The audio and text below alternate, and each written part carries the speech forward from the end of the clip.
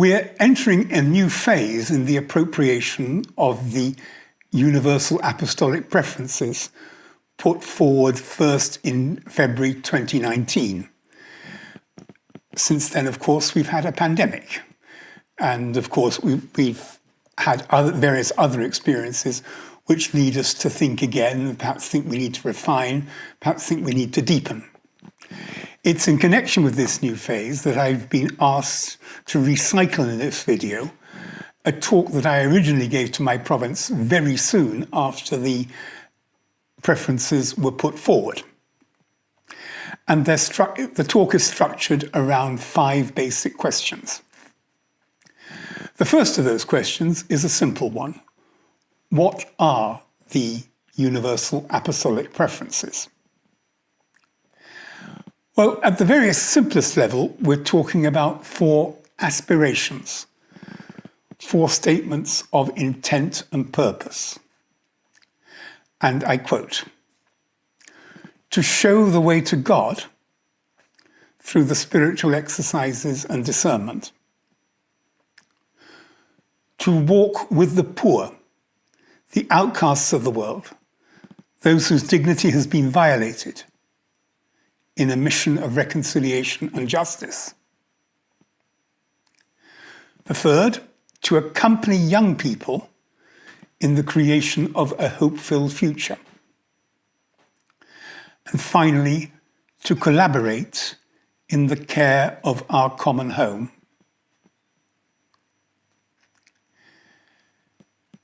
Particularly once you start working with translations, you see that the formulations can differ a bit. But for the moment, it's important to see that we're not talking about nouns, about things, about activities. It's not there's a spirituality preference and there's an ecology preference. They're phrases denoting action, phrases centered on verbs. In his letter promulgating the preferences, Father Sosa presented them as the culmination of an attempt to find the best way to collaborate in the Lord's mission, the best way to serve the Church at this time, the best contribution we can make with what we are and have, seeking to do what is for the greater divine service and the more universal good. So much for what they are. Second question, a bit longer. How did they come about? Well, there was a discernment process. We can begin in the summer of 2017, just after Father Sosa had come into office. GC36 had asked him to review progress on the previously existing Universal Apostolic Preferences and, if appropriate, to renew them. During that summer of 2017, I was working fairly closely with one of his council, and it was clear that this was beginning to occupy them in a big way. In the autumn of that year, Father Sosa wrote to us all, inviting us to engage in a process of discernment in common, in which Jesuits and their apostolic partners should all take part. The results gradually filtered upwards, and there was a final week-long meeting of his extended council in January 2019. Speaking from my position on the ground, my sense is that the discernment process was pretty patchy. But as the material proceeded up the authority chain, the process seems to have improved significantly, and the people concerned became successively more euphoric. And there was indeed quite some strong evidence of spiritual consolation from the members of Father General's Council, whom I met in the spring of 2019. After that meeting, the results were then submitted to Pope Francis and received back from him as a mission. The preferences are not simply ours. We've been following the Spirit, and they've been confirmed by the Pope, a sentence which more or less echoes a sentence in the Deliberation of the First Fathers. That may sound a bit pious and artificial, if not Jesuitical. One really does wonder if we would have tried this procedure with a different sort of Pope. But there was something eminently traditional about this process, even though I'm assured that the people most closely involved weren't fully aware of this. They were echoing the process by which Pope Paul III in 1540 had approved the initial foundation of the Society. Then, too, there were processes of deliberation and discernment among all the companions, leading to the submission of a document to the Pope. Then, too, the document was subsequently given back to the Society on the Pope's own authority.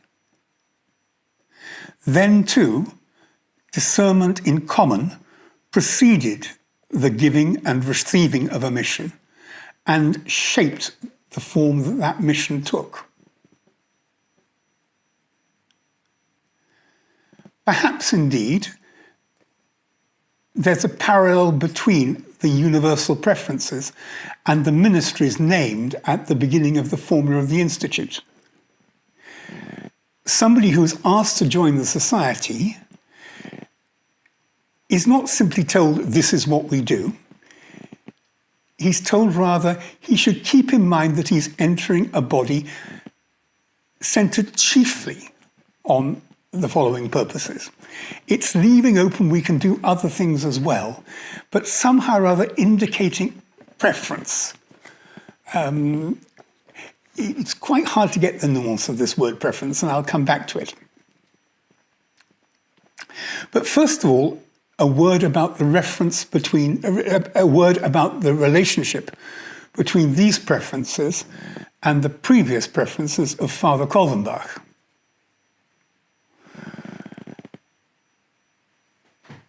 During, or perhaps even before Father Sosa's process, I think the meaning of the term universal preference changed. Every time anybody asked my opinion on the subject, I said so, and on the whole, I was ignored. We've ended up with preferences that are meant to inspire us all on a daily basis. Provinces and works of the Society are using them as categories that structure their publicity. The preferences are offering every Jesuit and everyone associated with the Jesuit mission a vision to keep in mind constantly, to echo the formula of the Institute. Or, to use the phrase falsely attributed to Pedro Arrupe, they are giving us all a reason for getting out of bed in the morning. They're about what should be standardly motivating us. Now, it seems to me that when Father Kolvenbach formulated his universal apostolic preferences in 2003, the process was rather different, and the purpose was different. He was asking a different question. Not what it is that should motivate every Jesuit and every collaborator, but rather, what were the needs that were truly universal and important, and that might nevertheless be shortchanged in planning that was inevitably based on the needs of regions and provinces. And Father Kolvenbach came up with 5 answers to that question. Africa, what was referred to at the time as an unknown country because we couldn't say the word China in public. The intellectual apostolate, the Roman houses, and refugees. 15 and 20 years later, not many of us, I suspect, could have rattled off Father Kolvenbach's list without a prompt. His version of the Universal Apostolic Preferences focus precisely not on what would motivate all of us every day, but rather on what wouldn't. What wouldn't that was nevertheless important and that required special attention and effort. It seems to me that the question motivating Father Kolvenbach's project remains important and even perhaps urgent. We need both kinds of universal preference. To take one example, as a member of staff in a formation centre, I sense that government by local provincial is, for some of our purposes, quite dysfunctional. And we're a bit frustrated by the fact that the generalate won't intervene and the conference president doesn't have the power really to intervene. These new preferences might have grown out of what Father Kolvenbach sought to do, but they don't supersede his results. And it seems to me it would be a great pity if we forgot what Father Kolvenbach was trying to do. And maybe, indeed, it might be time for us to ask ourselves that question again. But that's a bit of a digression. Both Father Sosa's and Father Kolvenbach's processes need to be seen in a longer and broader context. Human culture in the 20th century underwent profound change, and Christianity with it. Vatican II was a moment of recognition that we needed to take stock of ourselves and do things differently, rethinking our way of life from first principles. In common with all religious orders, we undertook a process of sensitive renewal, renovatio accomodata, simultaneously responding to contemporary needs, to the signs of the times, and retrieving our original foundational purpose and charism. And the task was large. It occupied us for 2 generations, and as the Council itself indicated, it's a continuous task, one that we must be taking up again and again. It's not surprising that every general congregation since Vatican II has, in various ways, felt the need to find a new expression of what the society is about. In 1965, the resistance against atheism. In 1975, the struggle for faith and the promotion of justice. In 1995, the interplay of faith, work for justice, interreligious dialogue, and engagement with culture. In 2008 and 2016, the Ministry of Reconciliation. The documents expressing these visions suffered because they were written in a couple of months by an international assembly of more than 200 people with an above-average distribution of strong-willed and opinionated characters. Father Sosa's tried a different process and come up with a different sort of result. Instead of a committee document produced quite quickly, here we've had a process of discernment taking a longer time. Instead of a treatise on pastoral theology, which will inevitably suffer from the fact that different cultures read these things in different ways, we've received simply 4 one-phrase aspirations, supported by a commentary, designed to guide our actions for about 10 years, though my own sense is they've probably got a bit more life in them than that. What's emerged is, in my opinion, simpler, more coherent, and better written than anything a general congregation could produce. What is it to engage in the Jesuit mission today? To seek God's will, to promote discernment, to walk with the poor, to accompany the young, to collaborate in caring for the earth, our common home. What I've been saying in this talk is structured around 5 questions. The first was a very simple one: what are the UAPs? And the second one was about how they came about. And I've been talking about the history of our self-redefinition since the Vatican Council. I've been talking about the immediate discernment process that Father Sosa initiated in 2017.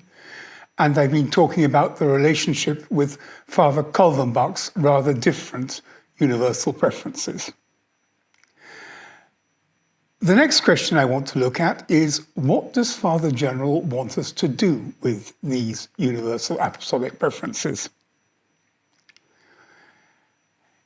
Here, I suppose I have a little inside information, because it so happens I had to go to Rome a couple of times shortly after they were promulgated, and found myself hearing Father General himself on the topic, and then on another occasion, John Dardis, his assistant for discernment and apostolic planning. Both were quite clear that we needed to get beyond seeing these preferences as simply a list of requirements for us to meet, or as a set of boxes that provinces needed to tick. It's not simply a matter of encouraging provinces to create Laudato Si communities or institutes, or to open new centers for young adult ministry, or to take various initiatives to reinforce our work with the marginalized. Of course, all those things are good things and important things, but they're secondary to what's going on here. There's something more important. Now, here I just speculate a bit on my own behalf, because I've no real source for this. Ultimately, these preferences need to be seen as openings to grace, not just options for our work, but ways of opening us up to God. Yes, we cooperate, but it's God's work. When Father General made his video introducing the universal apostolic preferences for the whole society, it began with an invitation. Imagine God speaking to you. For all that planning is important, there is something greater than planning here. When he wrote to the Society a second time on Easter Sunday 2019 about the preferences, he told us that they were orientations, not priorities. A priority is something that is regarded as more important than others. A preference is an orientation, a signpost, a call. I'm not sure that the contrast between nouns communicates very well, especially when you're dealing with language barriers. Reality is greater than ideas, or at least than nouns. I'd like just to hazard a more indirect approach. I happened to hear one of the auxiliary bishops here in Paris come out with the same story at during 2 different homilies. One for an occasion connected with the Jesuits, and one for a group of consecrated women. At both, he quoted from an elderly Jesuit at the Jesuit lycée in Paris, where he himself had been a student. And the elderly Jesuit was looking back on what he had done over 60 years. And the Jesuit said, "When I joined, I thought I was making a great gift to God. Gradually, I've learnt that it's been God who's doing the giving."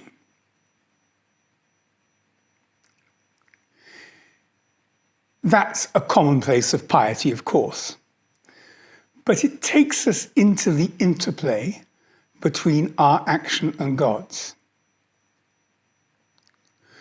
When Father General makes this distinction between orientations and priorities, my sense is that his concern is that they should point us in ways that go beyond considerations about planning to places where God's word can be heard, God's gift can be received in particularly clear and challenging ways.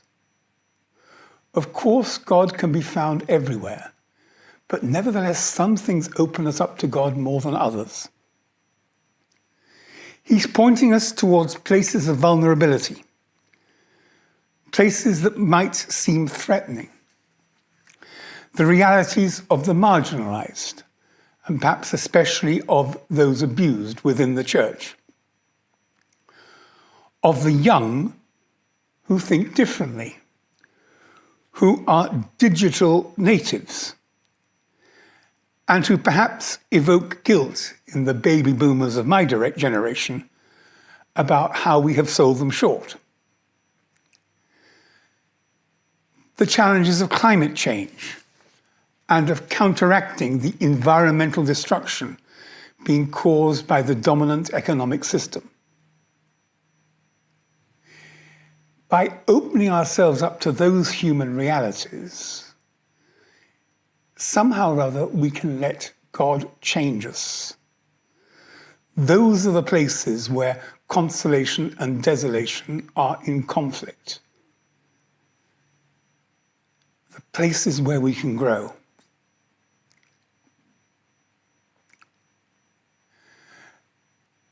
Father Sosa has stressed the importance of continuing conversion. And for his part, when Pope Francis ratified the preferences, he commented that the first preference, with its focus on God and spirituality, is primary. Without this prayerful outlook, the rest doesn't work. Sin esta actitud orante, lo otro no funciona. The Spanish is rather colloquial and indirect. And it's important to see that it's not. It's important to see that what he's not doing is saying that the spiritual is more important than the material. Christians can't do that because our God has made himself in solidarity with us all. Of course, it's true that in one sense, God has a priority. But we shouldn't hijack that point and let it deaden our spiritual senses. The other three preferences are themselves also, in the strong sense, theological. In English, it's not very easy to say this without a technical word, but there is this word theologal. Places where God is somehow directly there. They point us to where the human race is growing, the places where our collective consolations and desolations seem to be concentrating. They're being identified as privileged natural means through which God will change us, leading us beyond every form of self-centeredness. In short, the preferences are, to quote Father Sosa, orientations that go beyond doing something. They should bring about transformation, personal communal, and institutional. We don't just say our prayers. We let the fruits of our prayer stretch us, change us. Let me be a bit personal. As a university teacher with pastoral commitments, I deal quite a lot with young people in their 20s as their mentor or teacher. More recently, I've had some limited experience working for a Jesuit project as part of a team, including young and energetic people who were not born when I started teaching. And I found that, in a good way, challenging. They think differently. I may have a bit more experience of life, but they have an energy and freshness that I no longer have. And it's good for me. It jolts me forward.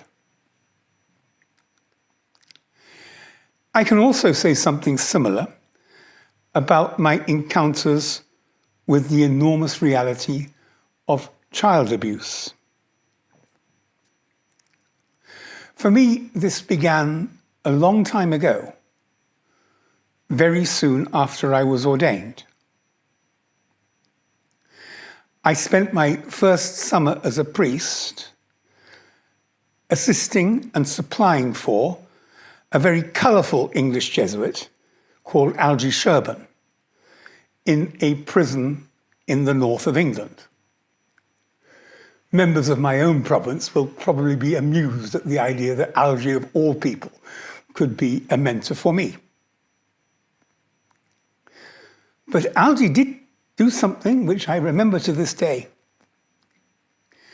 He encouraged me to pay special attention to the isolation unit, the people held under Rule 43 of the British prison regulations. People who were kept in isolation for their own protection, mostly because, even then, of factors to do with molesting children. Try and visit them every day, old man. I think our Lord would have been very kind to them. I did. And I found myself confronted massively, and in those days completely unexpectedly, with people who had been both abusers and abused. And it started a process within me that has slowly and over time focused me on my own vulnerability in ways that I could never have foreseen, and for which I'm profoundly grateful. To repeat, these preferences are not just about what we should do. They're also about how God can change us. Another answer to the question, what does Father General want us to do with these preferences, is connected with the realities of atheism and secularization. The last time a pope gave us a mission of this general kind, it came simply from above. In those days, we didn't talk about communal discernment. In 1965, Paul VI addressed the 31st General Congregation that was about to elect Pedro Arrupe as general. And he gave the members, by virtue of the special vow of obedience to the Pope for mission that many Jesuits take, the charge of counteracting, to quote, the atheism spreading today, openly or covertly, frequently masquerading as cultural, scientific, or social progress. He used confrontational military language. Jesuits were, again to quote, "fight the good fight," making all the necessary plans for a well-organized and successful campaign.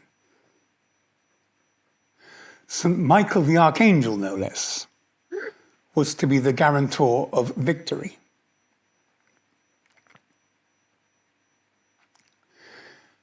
Paul VI was sometimes courageous and creative.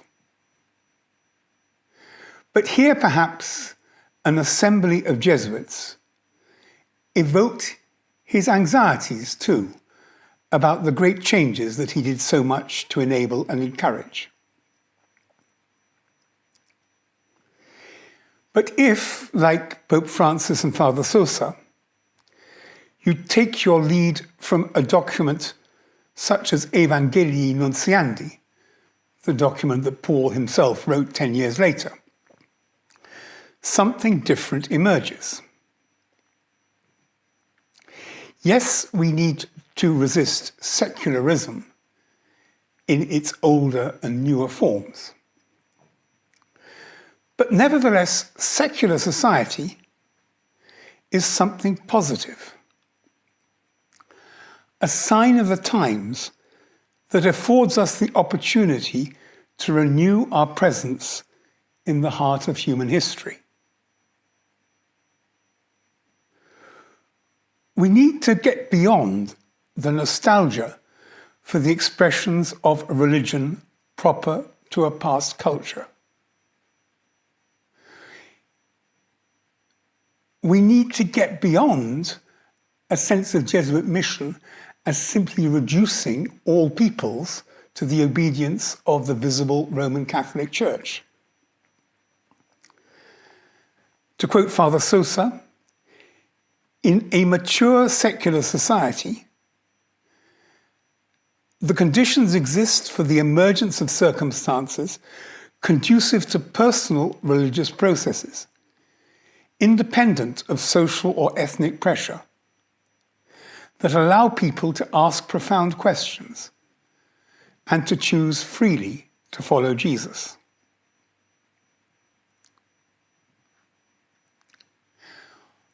On this account, secularization is not a problem, but rather the condition that enables a new level of Christian maturity. That's a challenging vision. And perhaps corporately and institutionally, we're not yet fully ready for it. But it has the potential to free us up.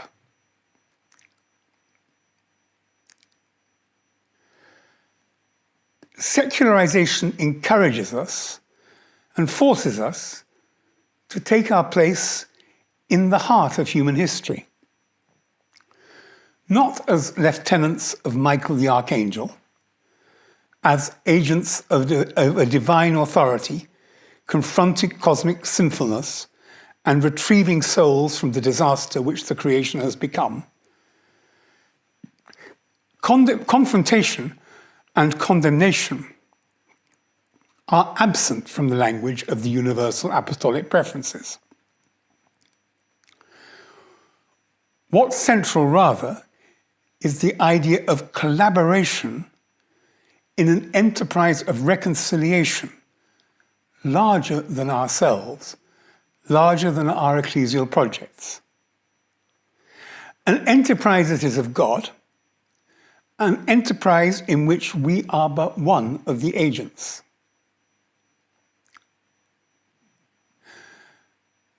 Father Sosa tells us that the preferences are an opportunity for us to feel that we are the least society in collaboration with others. La minima compañía colaboradora. That word colaboradora can be taken in two senses. It can refer to the fact that many Jesuit works are now dependent on collaboration with others. But more radically, I think it is encouraging us to say, We don't have to be the people who are in charge of the initiatives. What we should be doing is trying to collaborate with the processes of reconciliation and the building of the kingdom that Jesus came to establish. Wherever those may be happening, we don't necessarily have to have our own institutions to do that. We should be seeking the common good and the greater glory of God wherever it is to be found and wherever it is in gestation.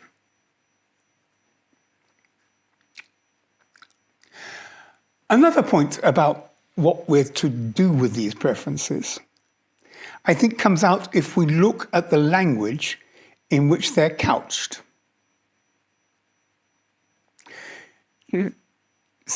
What's central are the verbs. Show the way to, walk with, accompany, collaborate. They're all about becoming part of something greater. We're close to the vision of the church that Jorge Bergoglio expressed in his speech to the cardinals before the election. A church that's called to go beyond itself, to move beyond self-referentiality and theological narcissism. And as our theology of grace increases in scope and generosity, so our sense of our own uniqueness in the process may decrease in a way that is healthy and indeed salutary. Thus, the first preference is not centrally about the spiritual exercises, but about showing the way to God. The exercises and discernment are invoked only as means. We might compare how Ignatius himself, in the first and 18th annotations of the Book of the Exercises, relativizes his own program. The second preference is not about our service of the marginalized. It's about a mission of reconciliation and justice rooted in an option to walk with the poor, the outcasts of the world, and those whose dignity has been violated. The third is not about our teaching the young. It's about our accompanying their creation of the future.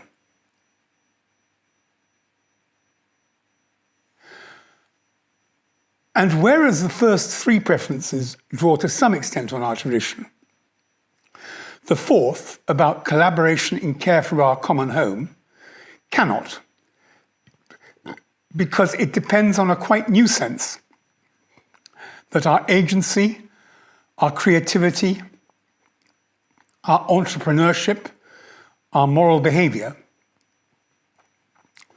all these need to be seen not just in relationship to God, but also to the rest of creation.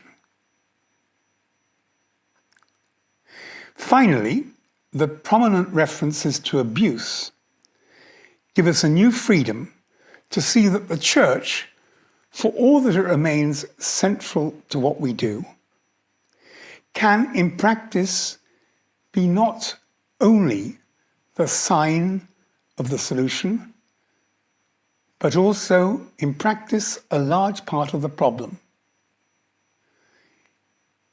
Injustice lies within us as well as beyond us.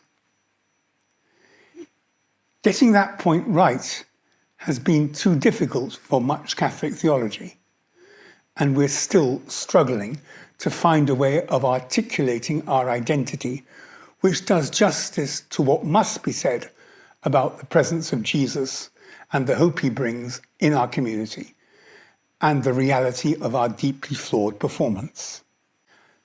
So much for what Father General might want us to do with these preferences. I'd like to move on now to a fourth question, which is about the kind of faith and hope that underlies the documents presenting the preferences.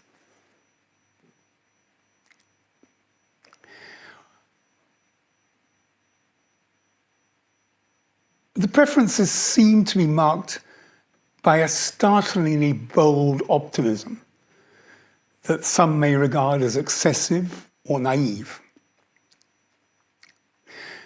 The second preference emerges from a conviction that globalization can be something other than a process of market-driven homogenization. We can recognize the multiplicity of cultures as a human treasure, protecting cultural diversity and promoting intercultural exchange. The third preference about young people makes no reference to the crisis of transmission in the faith to the next generation, so familiar to us in the West. Instead, it evinces a confidence that the anthropological transformation that's coming to be through the digital culture of our time, and of which young people are the principal agents, can attain a good outcome. This new form of human life, again I'm quoting Father Sosa, confined in the experience of encounter with the Lord Jesus, light for the path towards justice, reconciliation, and peace. Well, perhaps, but if you looked superficially at Twitter, you wouldn't see all that much evidence. Likewise, the fourth preference about the common home avoids catastrophism. In the video he made introducing the preferences, Father Sosa says that we can still act to stop the deterioration of our common home and leave it in a good state for future generations. There's still time to change the course of history. I'm not sure that the scientists completely agree with him.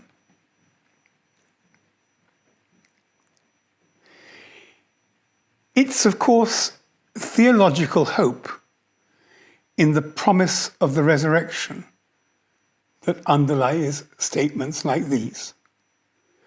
A Christian must, in a certain sense, be an optimist. But we need to bear in mind the paradoxical, paschal character of this hope. Just before Easter 2019, Notre Dame, the cathedral in Paris, very nearly burnt down. The day after, I was having supper with one of the younger members of my community at the time. Perhaps in my very small way, I was even accompanying him.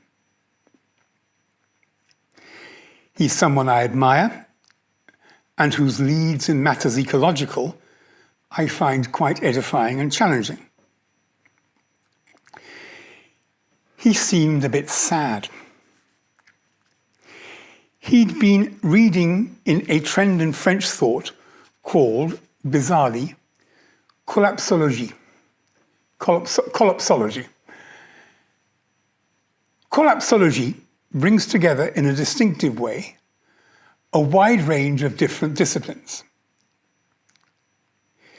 It draws connection, for example, between economic analysis, what we know from archaeology about the end of ancient civilizations, scientific analyses of climate change and the destruction of ecosystems, and various other disciplines as well.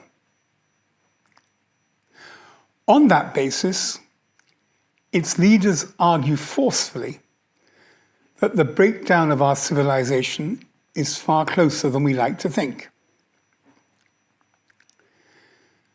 Collapsologists have not completely abandoned hope, but their forecasts are nevertheless catastrophic. Rather movingly, our conversation turned to the implications for Christians. And my companion said, "At the moment, we're like the disciples at the Last Supper. Here we are, eating and drinking, and we have no idea what's about to befall us."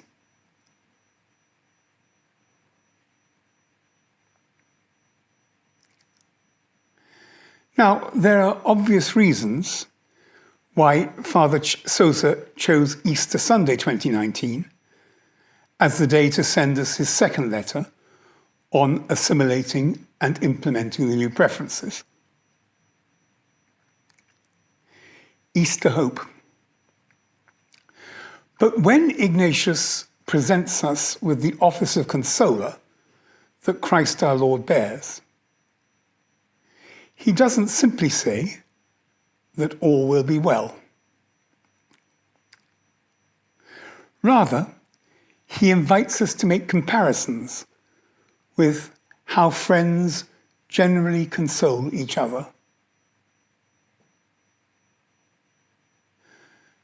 There are continuities, yes, particularly if our experiences of friendship have been rich and marked by fidelity. But there's also something startlingly new in what Christ brings. To borrow a phrase from Pope Francis, Ignatius starts a process that might take many different forms, rather than declaring a doctrine. Nouns, even positive ones like hope and resurrection, can become too simple, too prone to pious or ideological misuse. What's at stake here is a truth that can only be learnt by doing, by a process of exploration that engages the hard facts and somehow finds God within them.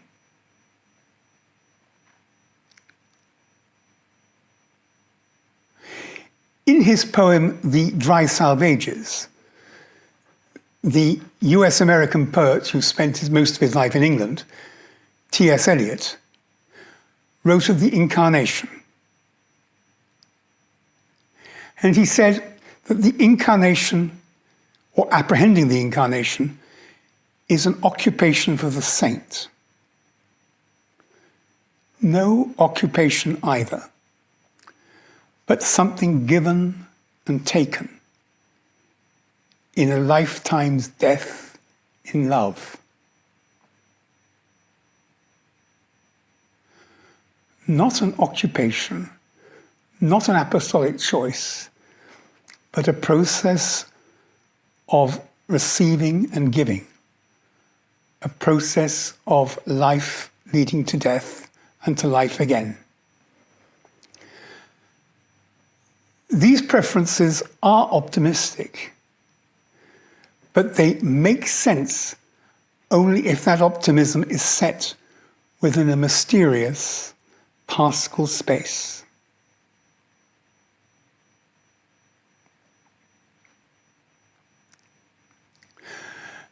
The final question I want to address in this talk is how we should reimagine ourselves in the light of these preferences.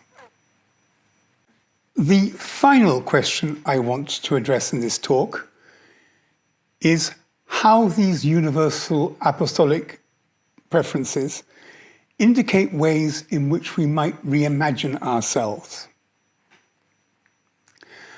I've already talked about the renewal that took place at the Second Vatican Council, which was itself part of a wider cultural shift in the 20th century that changed the ways in which religion functioned. And for the whole church, this was destabilizing and challenging, and the process is far from finished. But it's also the case, though we must be careful here, that for the Jesuit movement, these changes enabled us to understand what our foundation was really about. It was only at this period that we began to talk about Ignatian spirituality and Ignatian mission in ways that might well be deeply authentic, but that go far beyond, in some ways, anything the historical Ignatius could have imagined. A few years back, John O'Malley and Tim O'Brien in the United States wrote an essay entitled The 20th Century Construction of Ignatian Spirituality. And a theologian like Karl Rahner would claim that it is only in the circumstances of the 20th century that we begin to be able to understand what Ignatius was really about. Whatever we make of such claims, and however we position ourselves with regard to the Second Vatican Council, the process has required searching work. We've been at it for 50 years. Father Sosa's Universal Apostolic Preferences are one more step on the journey, but they won't be the last. My intuition, though I must confess to an indebtedness to Karl Rahner, is that we're being invited to look again at a big decision, a refounding decision that was taken by Ignatius and his first companions within a few years of the Society's foundation. The first companions had been marginal and indeed suspect, on the fringes both of the Church and of wider society. They were not free of problems with the Inquisition. But for whatever reason, they grew enormously after 1540, particularly in Portugal and in Spain. And they faced a demand that the colleges they founded for the training of their own recruits be opened more widely. In saying yes to this sort of request, they modified radically, with Ignatius fully implicated, their commitments to poverty and mobility. The colleges implied a certain presence of a stable community that needed to be financed. They became respectable. For better or worse, they became important agents of authority in Western culture. They made this choice, perhaps not fully consciously, in the service of what they saw as a greater good.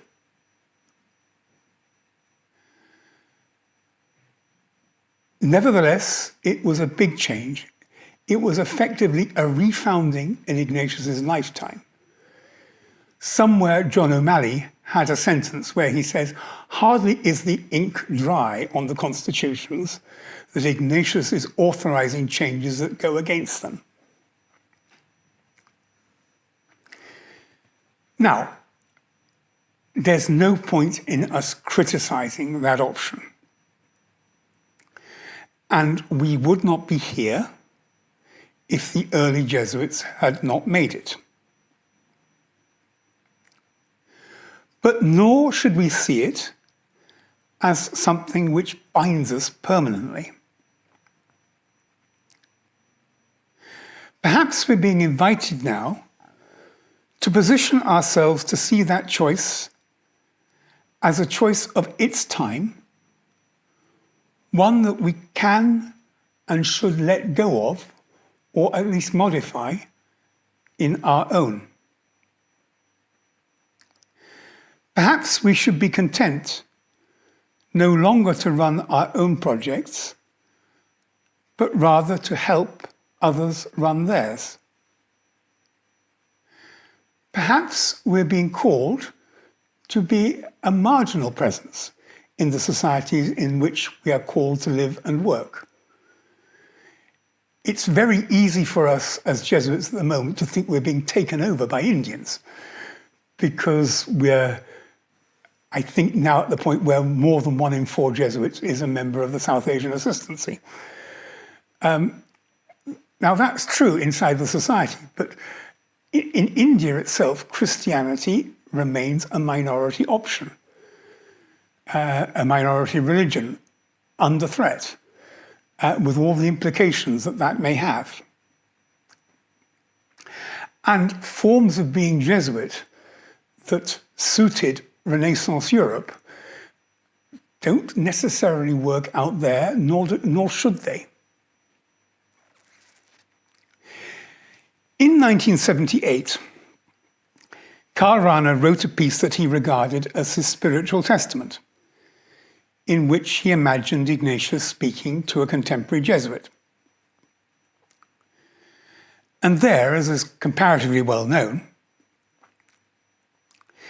he set not doctrinal instruction, but the experience of God fostered by the exercises at the heart of Jesuit mission, and in his way anticipated these new universal apostolic preferences. But what have been less often received are the musings of Rahner's Ignatius about how his movement related to society at large. Speaking from heaven, Rahner's Ignatius concedes that it may have been a historical necessity for the first generation of Jesuits to accept a secure place in elite circles and to ally themselves with what historians now call the forces of social disciplining in early modern Europe. But does that have to be the case into the future? Didn't that choice imply giving up important realities about poverty and service on the margins that had been central to the charism? It's perhaps significant that institutional education, for all the stress that Father Sosa and his predecessors have laid on intellectual depth, is not itself one of the preferences.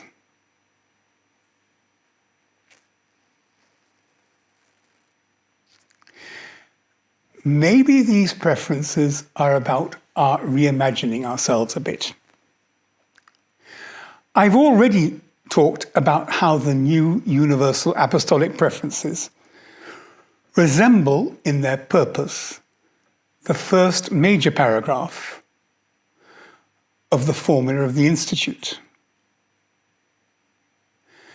Both documents evoke the main things that Jesuits should be trying to do, purposes constantly to be kept in mind. Both, too, encourage us to be going ever deeper, to keep God before our eyes, and the underlying point of the Institute, that of being a sort of pathway to him. The translations don't always get this right, but in fact, the formula does not say that the Institute is a pathway to God. It says the ratio behind it. Its basic idea is that of being a pathway to God. And it's, in a very characteristically Ignatian way, leaving open the possibility that new generations might need to do the same thing in different ways. Now, the formula of the Institute is obviously pivotal historically, and it's uniquely authoritative. But between the 16th century and our own day, a profound change of religious consciousness has nevertheless intervened, and things need to be different. As I've already evoked, secularization is not necessarily a bad thing, and the idea that religion should serve as an agency binding a society together in an authoritarian way is now seen as something less than fully human. Now, it's interesting that in the formula, every Jesuit should propose to himself, proponat sibi, again, it's another phrase that the translations don't always get right, proponat sibi, that he is a part of a society that strives to defend and propagate the faith. It's about an action of will. Yes, we ally ourselves with this Christ who has descended to a sinful world from heaven, and we try to defend and propagate the gospel and the church that he has come to found. It's fundamentally about us doing the work in union with God. But in late modernity and post-modernity, Christianity seems to have moved beyond such thinking. God's grace is bigger than the church. The focus is now less on our striving as such, and more on how it emerges from our responsiveness, both to God and to others. The metaphor of military service, following Christ Jesus, conquering the world for Christ, saving souls, that's given way to a different sort of rhetoric of grace, which speaks of God's reconciliation, in which we too are caught up, even if that also involves our own agency. And it does this in a way that allows us to admit that we too fail. We are imperfect servants. In the end, it's all God's work, and it embraces the whole cosmos. Of course, God has entrusted to us the message of that reconciliation. But we've come to think of ourselves less as perfect instruments in the divine hand, acting on this world from without, in order to maintain good religious and social order, and more as participants from within, as people whose engagement with others is also, and perhaps primarily, a means to our own conversion. The treasure remains, but we're also clearer that it's held in earthenware vessels. It's become clearer that the overwhelming power comes not from us, but from God.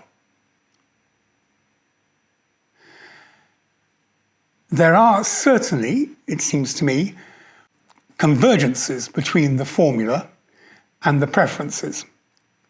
But it seems to me the preferences are informed by a different understanding about how God is at work in the world and about how we can be servants of Christ's mission. And in that sense, it seems to me that these preferences are inviting us to take one step further along a path of reimagining ourselves that has in fact been, this process has certainly been going on for the last century.